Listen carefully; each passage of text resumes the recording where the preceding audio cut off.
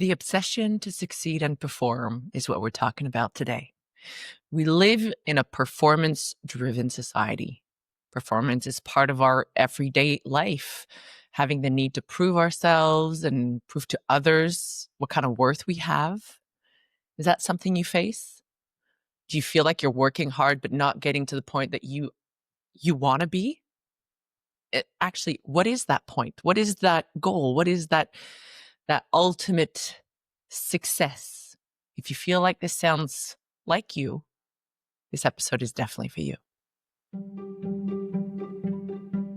Welcome aboard the podcast of Women's Spark with Janik, a place to show women how powerful they are and remind them of the spark that they carry, the strength that gets us up every time we fall, and a place to feel seen and understood when we don't fully have what it takes to get back up on a hard day. This podcast is to help you heal and become the best version of yourself during the roller coaster of life. We're building a community of women who wants to help one another and inspire each other to become stronger and more united as we were born to be. On today's episode, we're going to be discussing what it's like to have an obsession to succeed and perform. Us as women, we tend to, every human being wants to succeed and perform, but us as women, we have a little extra because there's always this fear that we're not going to be enough. We're going to try to better understand why we have those feelings and when it often affects us to the core, and sometimes it makes us feel even more inadequate. What is success? If you don't obtain it, then what? As women, we all have dreams. Is it harder for a woman to follow hers? We're going to find out.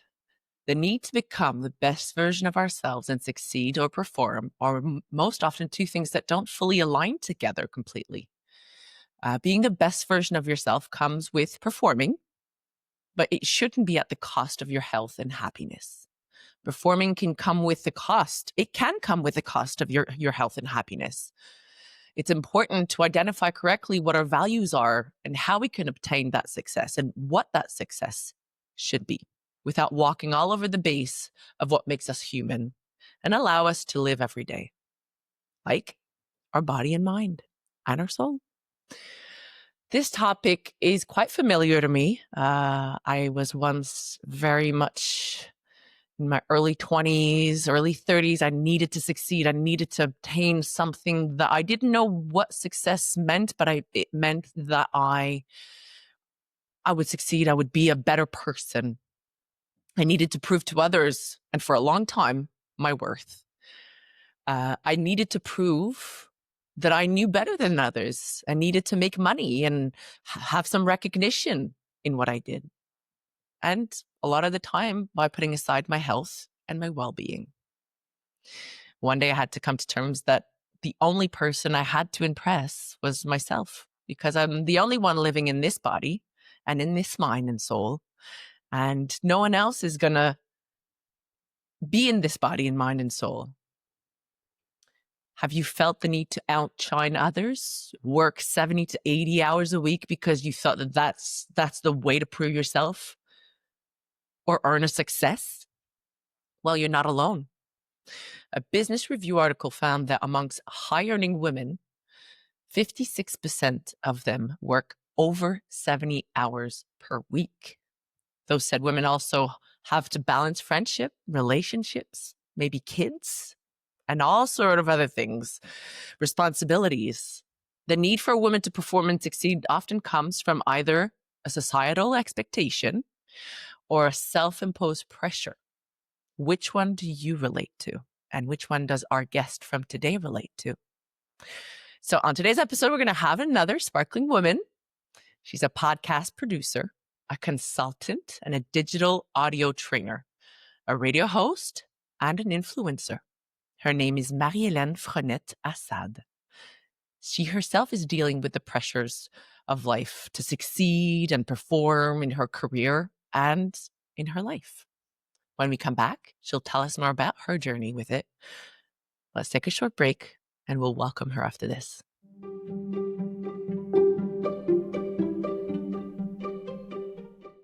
Welcome back to a Women's Spark podcast with Janik. Today on our show, we're going to be welcoming Marie-Hélène Frenette-Assad. She's a podcast producer and consultant, a radio host, and an influencer. Please welcome Marie-Hélène. Welcome on board, Marie-Hélène. How are you? I'm good. Thanks for having me. No, thank you so much for taking the time to come on board. I know you're very busy, very, very busy. I don't like saying I'm busy because it's such a cliche, and I don't feel like that I am always 100% in charge of that schedule. So I wish I could say that I'm just, okay busy, but it's always when it rains it pours. That's what I say. That's it. Everybody's busy in their own way. Yeah. And it's crazy thank time. you for taking the time. Yeah, well, it's good. I love to be on the other side of a podcast. So I'm happy to do this exercise this morning and in English too. So it's great. Do you get to do that a lot, to be on the other side? Not that much. I go to talk about my projects on the radio, but podcast, not often. Maybe once a year. Yeah. Once a year. Well, thank you for being on mine this year. Yeah, it's great. Okay, so today we're talking about the obsession to succeed and perform. I would like to tell us about your story and what is it that you feel why is it that you feel the need to succeed and how does it affect you?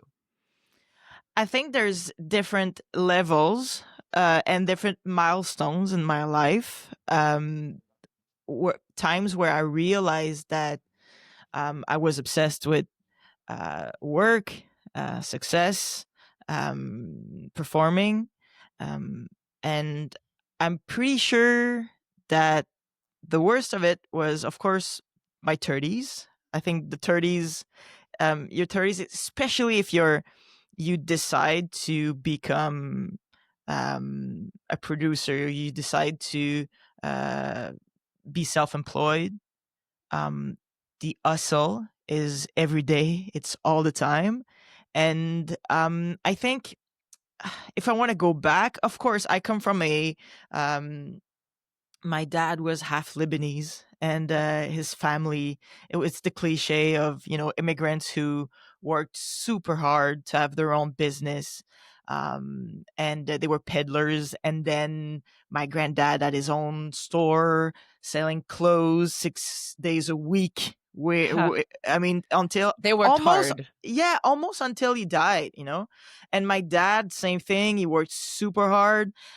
He didn't have any retirement because he died a couple of years from a heart attack because he worked so much. So, it's this cliche of, people before me working all the time and not showing me how to rest. So that's the first. That's the first thing. you've got. I think you've hit the nail on the head. Yes. And then this high school period, high school. I went to this preppy private school, and every subject was enriched. It was very difficult. Failure was all the time. I would fail exams all the time. I was good at arts, performing arts, theater, music. That's where I was shining. But in class, I was not doing good. And every year was a struggle to pass or go to summer school in math. And then I would be able to go to do another year. And when I graduated, I remember my dad's face saying, oh my God, I was scared that we would never get there, And then I worked. And then I have to say, in my 20s, it was not a decade of success that much. I didn't like what I was doing. I was teaching, but not a full-time job. It was a real struggle, the 20s. Not making any money, struggling to make music. It didn't really work. And then at 27 years old, I got a job full-time at that same high school. Really? Doing what exactly? It was hard. It's hard to explain, but it was. I was not a teacher, but almost. I was in charge of every show and cultural activity. So it was pretty much everything I was good at in high school, but now I was in charge of that and I was paid full time to do that. And I remember in my interview, um, uh, there was a lot of people who wanted that job. And I remember saying, I know when I was in this school, I was not that good in class, but if I come back, I'm coming back to be a first in class. Oh, wow. And I know that at this moment, I earned a job. I was told that my interview, it was where I scored. Because you knew you were going to come back and you were going to get the job. You knew deep inside you that you could provide exactly what they needed for that one job. I knew it. I had been volunteering in that school for a long time too. I knew the job. I knew what the kids needed. I had, in all these struggling years, and that's important for me, in all these struggling years, well, I've learned a bunch of things. I've learned a bunch of things in performing arts, in playing music, in all these hard nights singing in bars. Well, I know what it is now to sing in front of the audience when it's not easy. You can now apply it to this new job. Exactly. So I had everything in my bag to become good at this job. And I was for 6 years. And I think that starting then, I said, well, from now on, I'm going to try to be the best at everything I do if I can. Knowing that sometimes it's a process. Sometimes I know that I won't always be good the first time, but I will continue and I will work hard. And I think that since that day, I'm 40 years old now, but since I'm 27, I think that obsession with success, that perfect storm, like becoming good at a job and knowing what it is to fail. Boom, it became who I am today as a producer. As a producer and a businesswoman. If I go back just a little bit, just to fill in a few holes, of course, the two things that I take from what you've just said is, number one, when we're young, we're born and immediately put into this need to perform. To show our values, to show who we are, I don't like to say outshine others, but find our place in society where we fit and be the best version of ourselves, right? Yes. And the second thing is, you said you didn't learn to slow down. No. In our society, we do not learn to slow down. Yes. We only learn to go 100 miles an hour or completely stop, which that usually becomes quite uncomfortable when we do stop. Exactly. What do we do? What do we do to slow down? Mm-hmm. It's very difficult. That's it. If I go, in a global way in my day-to-day life, this summer, I'm really trying to slow down. Like, I've been going through years of only taking like a week off during the summer. Okay. So what does that mean for you, slowing down?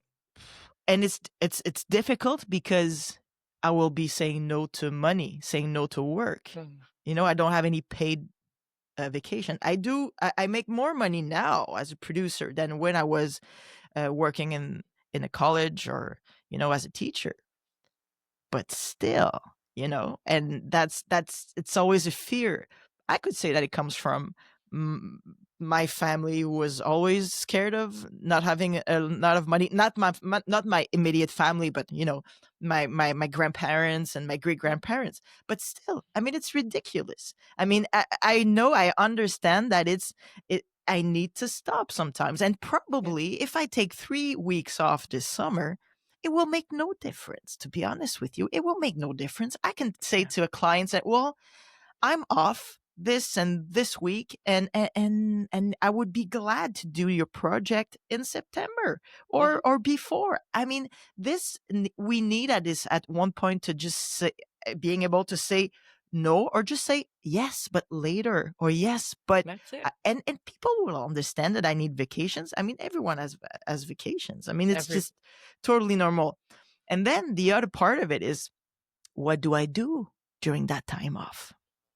You know what? That's That's the an exercise to practice. It's like so becoming good at a sport. You have to yep, practice. So exactly. becoming good at doing nothing, you have to practice it. God, it's painful, isn't it? It's Hmm. painful to practice doing nothing. You're right, exactly. Or what is resting for me? Mm-hmm. Resting for me, it can be painting. I have I started doing painting again. You know, I could be painting in my old studio. Um, I realize that sometimes I have to be doing nothing. Sometimes, yeah, an afternoon with my girlfriend watching series. Yeah, sometimes I need that. But it's a struggle, and hopefully I will be I will be better than my parents before me. But yeah, what do I do? Sometimes, yeah, you take a walk, but you need not to perform during your days off. And you And know what the what is going to be hard? Because you might make a list of things exactly, to do nothing, yeah, but yet by having that list, you're still doing yeah, something exactly, whilst you're supposed to be exactly. doing nothing. Exactly. And you know that I did a podcast Hmm. on that topic. It's called 100 fois sur le métier. It's available everywhere, but it's also available on Radio-Canada Audio. And I did a whole podcast 4 years ago about that obsession with work. And I end that podcast saying how much it helped me doing I think I had done like 3 or 4 months working 4 days a week, and I was all proud of that, saying that it saved me after a crazy time during the pandemic. We were super busy podcasting. Where's that 4 day a week now? I mean, You you probably know, increased or doubled your 4 days a week. Well, like, there's no 8 days a week, but still, I right? mean, what the heck? I've been working like so we could just hold that thought, but I could say to you what I think about working nights and weekends. It's you probably would be surprised that it's I won't give you an answer. We could talk about that later. But if I want to come back to resting, um, I know it's a struggle. And now I realize, okay, what do I have to do to rest? So I have to give you an idea. I don't like to travel that much. Okay. It's a very anxious place for me traveling, but I could do like smaller travels. I go surfing with a friend, like in Halifax, or I've been once in Mexico in a resort. Cool. Loved it. But Sounds really cool. I'm not a traveler. I know camping helps. To be honest with you, Yeah. camping like Nature. packing for camping is not resting, but once I'm there, it's good. But I also have a cottage. So when my father died, I became I owned inherited his Yep. part of the land that now I own with my uncle. So we have like 3 cottages on this small land, and this could be, like that resting paradise Yep. place, but it's also a pile of work. So Yes, you I have to maintain it. associate this place like this weekend. The long weekend of May for me is never resting. I mean, the long weekend of May for me is a bunch of things on the list I have to do at the cottage, Yeah. and that I did. I have friends who came over to help me. But what do I do Hmm. to rest a little bit at my cottage? I mean, it's ridiculous. It costs a lot of money. I mean, it's a lot and it's a Yeah. lot of work. I need at one point to rest. You have to So force yourself to do exactly, nothing or whatever rest means to you. exactly. So to give you an idea, um, I know that barbecuing, like I have a smoker. This is a kind of things that I rest. Uh, Except if I wake up at 4 o'clock in the morning to start my brisket. But still, I mean, it's still for me. I know Oh that my it's word. something. I think it's something for me. That process is I think it's resting, or I don't know, I nurturing for totally me. relate. I Yeah, yeah. totally relate. Okay, so I love that. I love Yeah. cooking, but forever, to give you just an image, forever I wanted to have, a little swing with Yes. a Yeah, little they canopy. yes. You know what I mean? Like, Yep. and maybe that opens up in a bed. That we never understood why people had them, but today we kind of understand why. Yeah. It's So it's I'm not it's talking about a swing where four people, no, no, no, no, no, no, no. no, You that's have not a what, swing just with a canopy on top, and you're yes. just swinging outside, Okay. relaxing. Yeah. Like a very comfortable one. So forever I've been looking at them, trying them, and saying, "Oh man, it's expensive. I have a lot of things to pay in the summer. I don't know." And this year, I said, and I think my girlfriend is part of the process. She said, "You buy that swing, okay? You've been talking about that swing for 10 years. Oh, You well, buy yeah, it, you have to okay? buy it. Of You course, have you to have to buy buy it. it because you might sit in it. You might sit on the dock and rest. You might do a nap." You might Yeah. start reading in your swing. You might, you know what I mean? It'll So, put you in a nice hypnotized phase where it's something new that you've been wanting to do yeah, that puts you in a state of calmness yeah, where you yeah. can relax. So Eh, maybe an obsessed person like me needs to do some action to rest. Buy a swing. Buy a swing. My girlfriend and another friend, they assembled it yesterday. It's beautiful. It's nice. I mean, come on, we're But gonna I mean, it sounds like I'm joking, but the swing relates to exactly, buying what you've been working hard for exactly, that makes you happy, that will hmm bring you to your phase of calming down your nerves, calming down your brain, exactly, switching off from the work and the performance and the success, and just be exactly, like, okay, I'm refocusing, recentering with myself. exactly. So that's the plan. That's the plan. Good. I have one question before we take a quick break. It's a big one. How do you see success versus being the best version of yourself? That's a huge one. Uh-huh. And that's a problem because if I'm exhausted at the end of the day and I'm terrible to my family, to my girlfriend, to my friends, if I can only talk about work, I'm not the best version of myself. So I have to say that that's the part I'm working on right now. I know that in the past years, I've been working a lot and being just exhausted, exhausted all the time. So if I'm exhausted for people I love, I'm not the best version of myself. So and you know what? And it's also stress. That's the problem too. So I think for me right now, I'm at the point where I know I'm always going to be working hard. I know I'm always going to be a little obsessed with work, but can I take off things in my life that bring me only stress, that I'm tired of doing? Can I get out of this board, this board meetings that I hate, that I do volunteering? Can I volunteer in something else that brings me maybe more Joy? satisfaction, Yeah. joy? So this, and I think I have a huge sense of duty too. Okay. Yeah.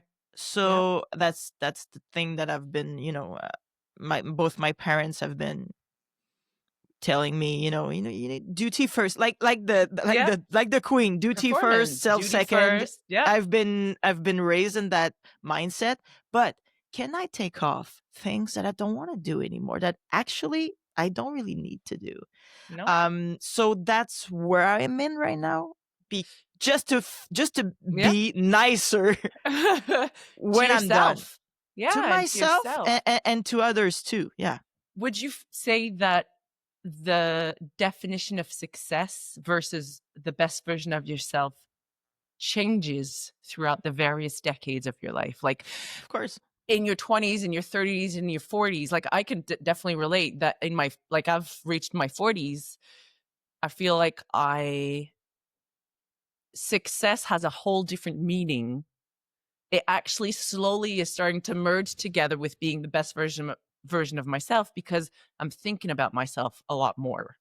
And Hmm. success will come, but not at the cost of my body, my mind, my soul, my health, my happiness, and the people around me. Yes, exactly. And I think that too. I think that, when I started doing podcast, I remember, and you know what? You can always look at your neighbor and look at other people in your industry saying, I don't want to be like them. Mm-hmm. You know, I want to be a better person in my job too. I can talk to you about what I want to be as a person at home, but and with my friends, but at work too, like I know, yes, I receive like prizes for what I do, but when I don't receive like awards that much for my work, a bit, but I receive maybe, I will receive a medal or something for the work I do in my community, for example, Yeah, outside of your work or or connected by my connected. Yeah. work. Mm-hmm. So what does that mean is that I'm seen as someone who will help others, will get involved. So when I think about my work and when I started as a podcast producer and what I and 7 years now, I still want the same thing. I want people who work with me saying, well, when I worked with Marie-Hélène, the work was done. It was well done. It was nice working with her. The energy was good. It was flowing. Yeah. I understood her. She inspired me. Well, I don't have to be, I mean, I just want to say, like, it was nice, like That's it. it was nice. I was respected, and it was fun, and the work is good, like the podcast is well recorded.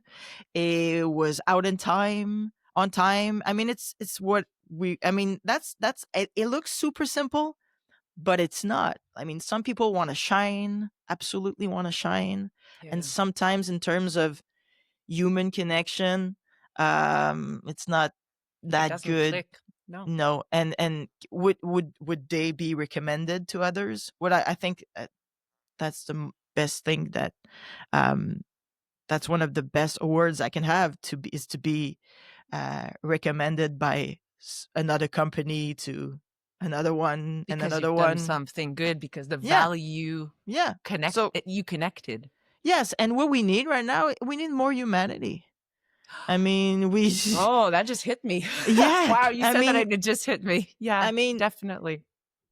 And that's the problem. I mean, I could be that asshole who always want to get, better and fine tuning things and saying to the editor who works for me, no, we need to treat each other with humanity at work, outside work. I mean, we need to put our egos aside sometimes to just say, I'm sorry, I did a mistake.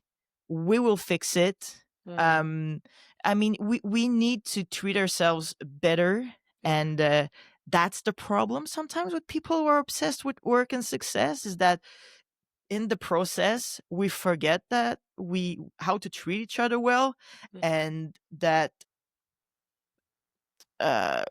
it's better to just help each other than stepping on each other to go up, Yeah. So I won't add anything to what you just said because it's honestly, you're resuming it super well. We need to, this podcast is by women for women. We want to be together. We want to uplift each other, but more often than none, we bring each other down because we want to get, we want to be seen more. Because we're always constantly overworking to be seen as humans, but also as women. And so, like you said, we need more humanity, more love, more care, more helping each other, uplifting each other. So thank you for that. We're going to take a little break.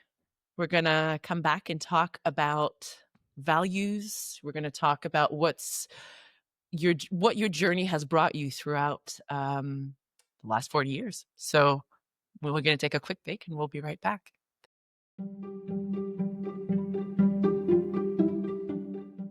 Welcome back to a Women's Spark podcast with Janik. We're back with Marie-Hélène Frenette-Assad. As I mentioned earlier, she's a kind soul that was put on my way by someone else to help with some kind of questions I had to start my very own podcast, and the podcast that you now listen to. Yeah. She's very versatile and started many podcasts for herself and her clients over the years. Hi again, Marie-Hélène. Hi again. Hi again. So we've discussed how hard it is to always have the need to succeed and perform, and how it can really affect you. It can push our limits. However, we can always be hard on ourselves. We can put ourselves down. But at the end of the day, our body and our mind will always talk to us and always brings us back to, who am I? Who do I want to be?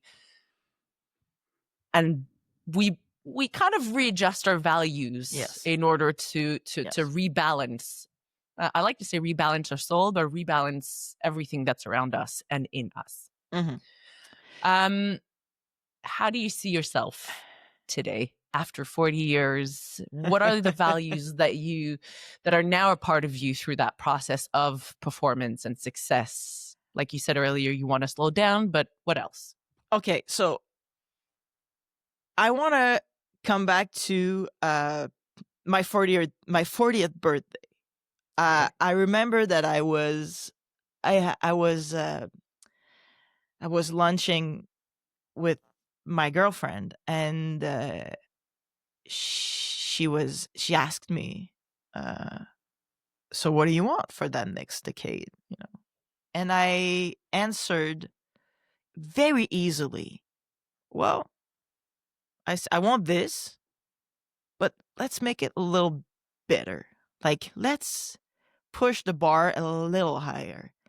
Let's give a little more, Like, I could be a little better at my job. We could have a little more fun. I could just... And I talked about that with a lot of people around me, and they were like, geez, the last thing you need is putting more pressure on yourself.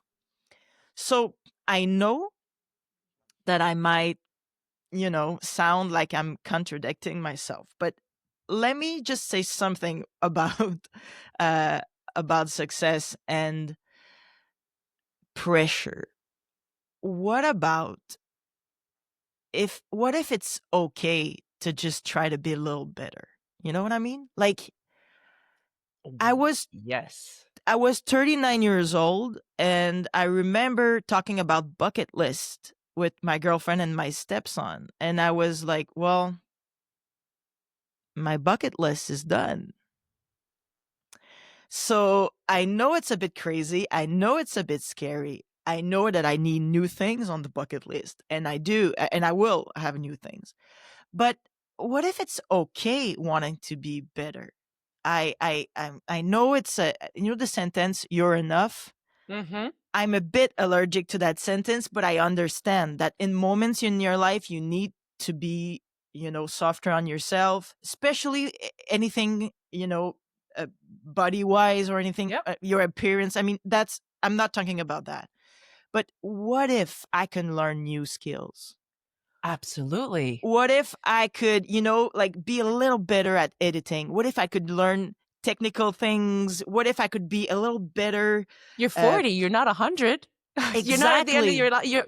I mean, if we look at the lifespan, we're looking at 80. Okay, just the average lifespan.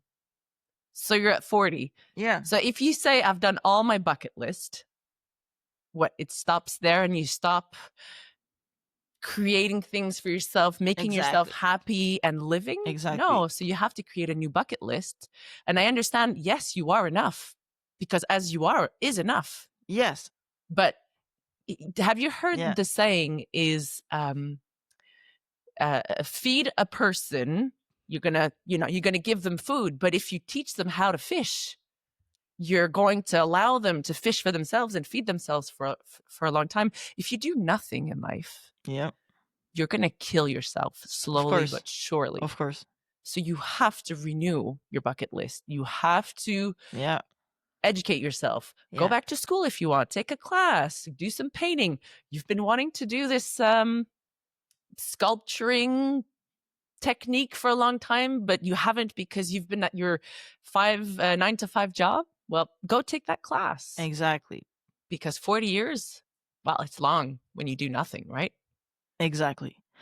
So you're right. So, I mean, I know it's not a very, I know that that kind of discussion put pressure on people around me, and they were like, geez. And I was saying, no, you need to rise up a bit. We need to just do a little better. We need to, because I'm in this part in my life that I like what I do. Yeah. I really love what I do.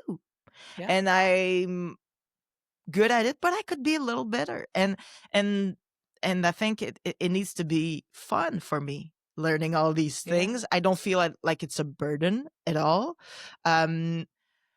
Probably if I was not able to have a decent living out of my work, it would probably be very, very hard for me, but it's not. So okay, what do I do next? And then so my birthday was in December, and then January, February, all that, Trump menace, 51st Okay. state, it hit me so hard. It made me so anxious. At the first time, I had a podcast called Comité F, a feminist podcast that, I was hearing a lot of things, very difficult, stories sometimes, or facts that would, it was very difficult for me to handle that little part. And then I realized, okay, well, I'm not performing if I'm feeling under attack, or I'm not being creative. Mm-hmm. It's just pure anxiety, and it's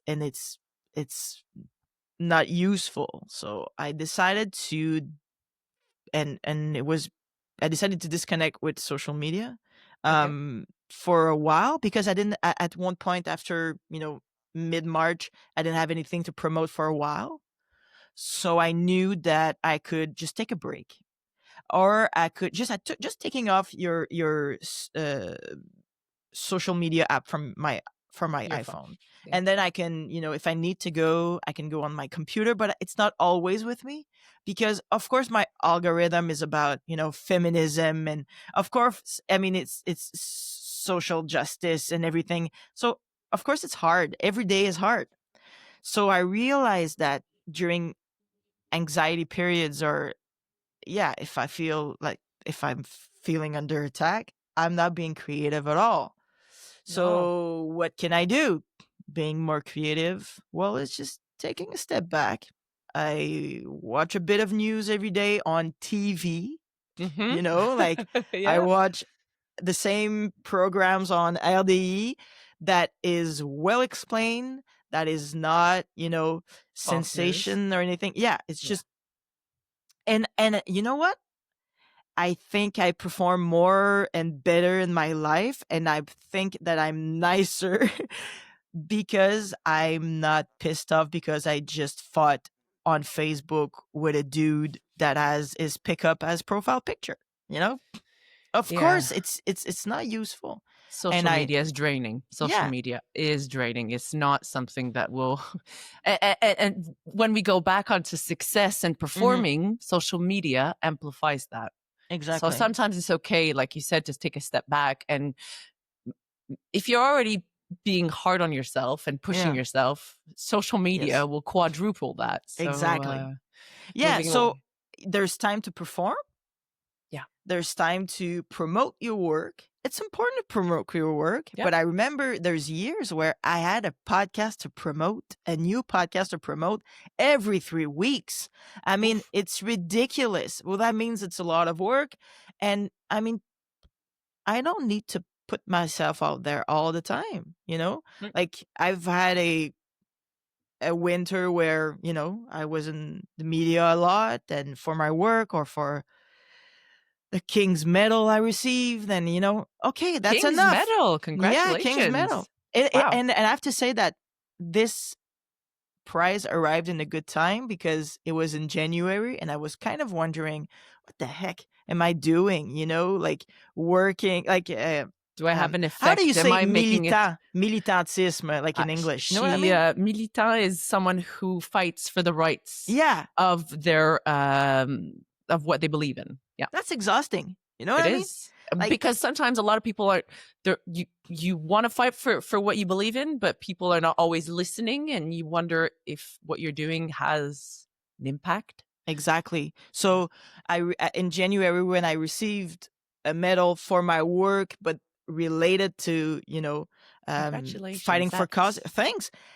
It was just like, okay, I just felt like, okay, I'm doing the good thing, but I don't need to be fighting all the time. That's I it. don't Here's need to my be sign that I'm doing something good, that I matter, that Okay. I'm making a change. But like you said, I will continue, but I am not fighting all the time. I'm working on podcasts, even though I'm not promoting a podcast all the time. So there's, I think sometimes you can dim a bit of these things in your life to be a normal human being. To be able to enjoy dinner with friends without being angry, without Yeah. being like obsessed with work. It's horrible when you're out with friends who cannot have a discussion about yeah, appreciate the normal small thing. things. Yeah. Appreciate the small. Can you name me 3 small things that you now appreciate that you didn't before? Okay, I'll tell you one. I'm a big fan of I'm a JOMO fan right now, because JOMO. JOMO, the joy of missing out. I'm not the one who knows everything in real time. So often I sit with my friends or my girlfriends, and they will teach you. We know that. Well, going from FOMO to JOMO. I like it. I love it. So they tell me, well, you know that this actress is pregnant. No, I didn't, because I didn't see on social media. You know that controversy about that thing. No, I didn't. So I have conversation. Oh, I didn't know about that. When did you know?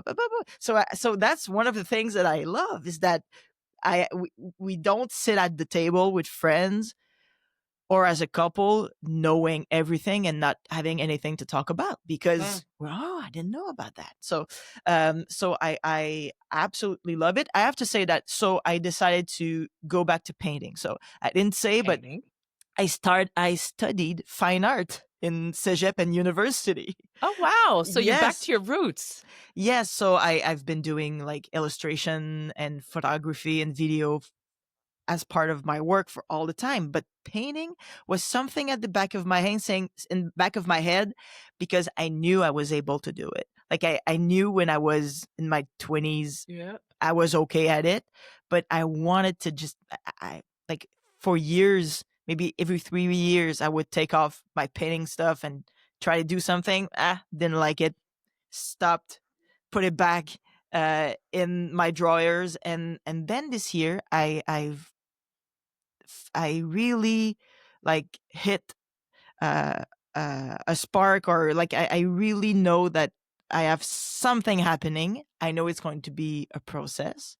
I know I have to be like doing a lot of different paintings to just finding the right spot, but I love the process, and it's very good for me. So that is another thing that because I'm not on social media all the time, I feel like my brain is a bit more less in a constant need to be doing something towards success. It's actually taking the time to well, learn who and you of are. course I'm always, everything I do is always a bit intense, but still, Can I just bring up one yep. thing? Yep. You said painting was part of your youth. Mm-hmm. Was part of where you went to Cégep, which is college here. Yeah. So you've always known you liked it, but the success and performance, the need to, the pressure of society of succeeding and making money and this out and of that it, got you onto something else. But now you're like coming back to your roots. Your body's always known what it loved. Yeah. But I would now love to sell some, but I don't need to. That's it. So if we're speaking to the listeners right now, you already know in your core. Go back to your youth, to your college, to your teen years. Yep. What did you like to do then?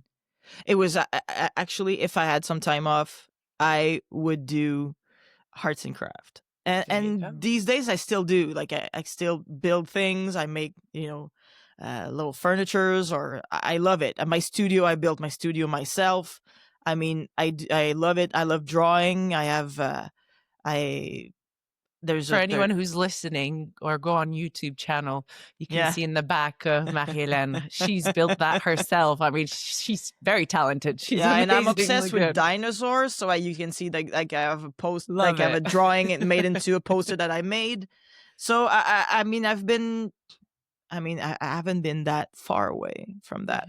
The other thing that I love is that I starting taking photography with a real camera now. There you go. So I love taking. I've been doing that forever, but on a trip, I was taking my camera and not taking a picture for Instagram, taking a picture because For you. for me, and of course I always want to get better at taking pictures, but it's not a pressure. It's not, I mean, I don't feel horrible about myself if the picture is not perfect. No.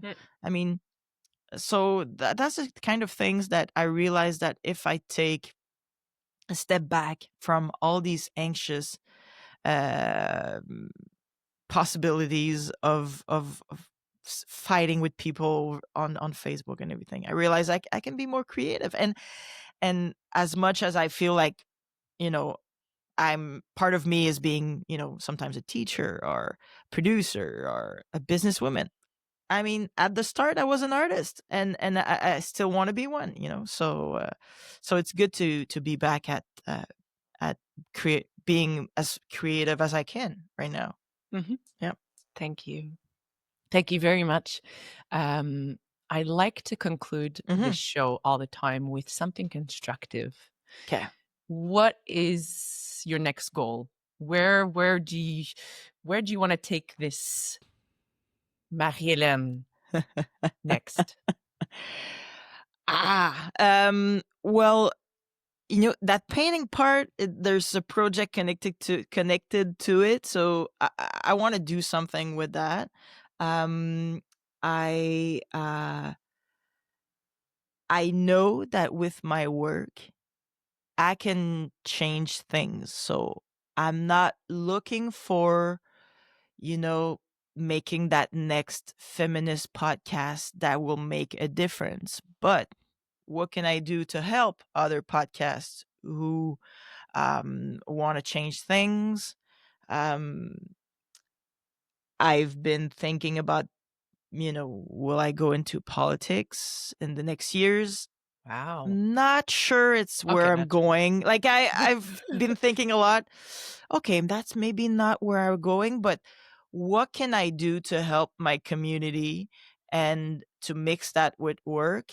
Um, and yeah, I think I don't feel right now that I'm in a fight to create that next project that will change mentalities or that will change things for women or LGBTQ community. I'm just trying to figure out, like, how can I be useful? How can I work as a team sometimes with other people? Um, and yeah, I want to make cool things for my community in my region or in Quebec. And I think I want to be useful. And just to give you an idea, but I often these days my dad died 12 years ago. It's been 12 years in April. And I've had this conversation with friends saying, my dad was a very successful man. He was a lawyer. And when he died, there's a bunch of awards that popped, there's not awards, but there's how do you say? Mentions? Yeah, Or- mentions. So, he had this huge. He was a lawyer, but he worked a bit for the RCMP. So the RCMP made that the guard for them at the funeral. It was for him at the funeral. It was very impressive. And then there was a scholarship in his name at Ottawa University. And then there was this room at the government in his name. And there was a prize for a contest and at his name. So there's a lot of these awards that he received after he died, or recognitions that he received after he died. And of course, as a daughter, I was proud. But I think that it wasn't for me as touching as when I saw his former students and his students being totally devastated and telling me how he helped them. Wow, wow. He was That's teaching the huge. bar. Yeah, it was huge. We've all had teachers. How many of them we will go to their funerals and be really sad? Not He's made that an many. impact. Yeah. And he said, and some of my friends who had him as a teacher or didn't have him as a teacher said, how I passed the bar is that your dad was on the phone with me 2 days before for hours helping me. Wow. I remember like people saying, I didn't have any money to go to a job interview and your dad lent me his clothes so I could go and I could have a suit and go to an interview. So for me, I think about these things now and say, what will you leave when you die? Well, it's how What you kind of treated. impact? Yeah, it's the humanity that you left. It's how you Yeah. treated people. And to be honest with you, for me, sometimes, having recognition in my work or a little, high five, it helps me continue, but that's not what I leave. I mean, no, Oh. it's how I treated people, and that little podcast I made with no money Yeah, talking about women's right. I mean, that's the exactly. podcast people still talk to me about, so I need to always have that in mind. How can you make an impact on people's lives? Yeah, Wow. And the podcast Performing in Success, can we shift that and change it to how can we have an impact on others exactly. and help others, as well as being happy with who we are and taking the time for ourselves? Exactly. Marie-Hélène, where can we find you? Where can if people want to get in touch with you, where can we find you? I think the best way is my website. So, of course, www.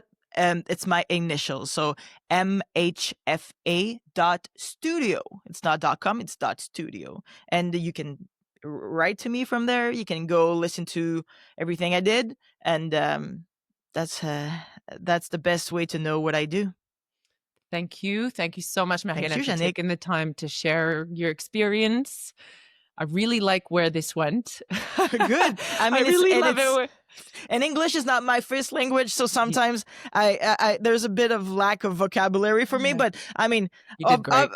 You did I great. hope you understood everything. 100%. And I Good. know this is going to help a lot of other women out there who are just in the midst of the turmoil of what do I do? I want to succeed. I want to get there.